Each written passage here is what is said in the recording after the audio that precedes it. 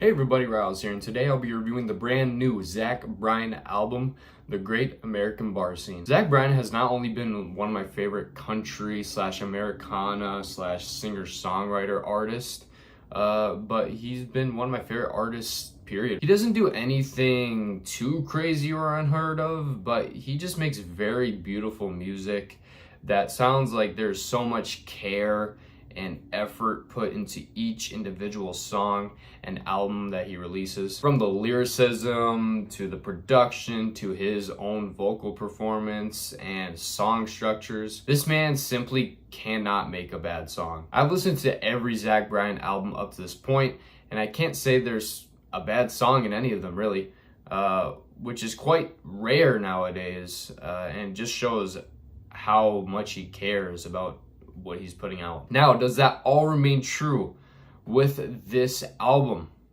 Absolutely 100% yes. There's 18 songs and a poem on here, which would scare me if this was released by any other artist. But with Zach Bryan, I didn't really bat an eye. I knew I was just getting quality, beautiful music here. And that's exactly what was delivered.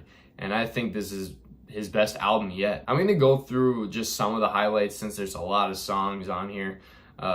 And a lot of these songs I'll just say the same praises for over and over again. But the song 28 is absolutely beautiful and has amazing instrumentation. One of my favorite songs the entire year, honestly. This song is basically a love song to his wife, and it's absolutely fantastic. The hook is incredible, and I love that his voice gets raspier during the second part of the chorus. I think that part is a nice little touch. Also, the violin after each chorus goes incredibly hard. The lead single, Pink Skies, is the last song on this album, and I think that this is a great placement for this song. I feel like this song wraps up the album very well with its absolutely gut-wrenching lyrics about the emotions that one is going through during a funeral and going through time and the memories along the way. Again, fantastic instrumentation. I love the harmonica, and even after listening to the album a couple of times, I think that his best vocal performance is on this song. The second single, Purple Gas, with Nolene Hoffman, I hope I'm saying her name right,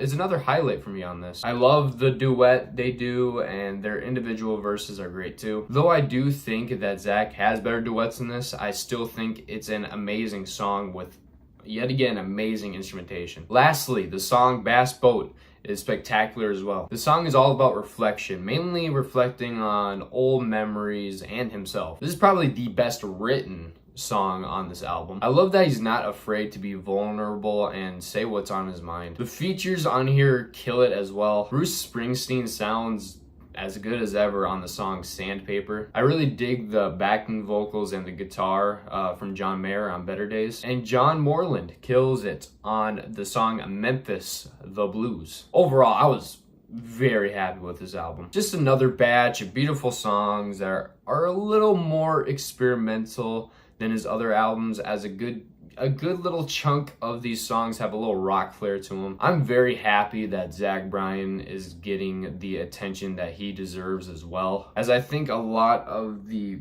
popular country music nowadays is some of the worst music you could subject yourself to. They are very overproduced.